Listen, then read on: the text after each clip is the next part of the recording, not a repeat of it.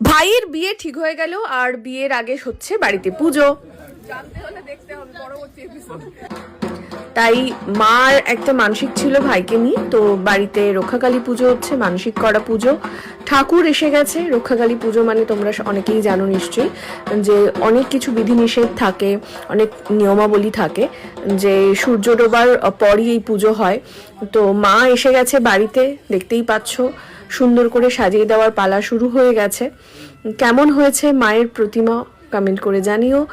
আর এই পুজোটা অ্যাকচুয়ালি সম্ভবত বিয়ের আগে যদি কোনো রকম মানসিক থাকে সেগুলো মানে শেষ মানে পূর্ণ করে দিতে হয়, সেই কারণেই এই পুজোটা হচ্ছে বাড়িতে। প্রচুর আত্মীয় স্বজন এসেছে, পাড়া প্রতিবেশী যাদেরকে নিমন্ত্রণ করা হয়েছিল সকলে এখানে এসেছে। দেখো ঠাকুর আসার পর মা এখানে বরণ করছে, আর আমি বরণ থালাটা ধরে আছি, এক এক করে মা পান পাতা দিয়ে এবারে বরণ করছে। আর পুজো ব্যাপারটার মধ্যে যে সবসময় আমার আগ্রহ সকলেই তোমরা জানো। আর পুজো শুরু হয়ে গেছে, ভাই কিন্তু বসে গেছে সংকল্পতে।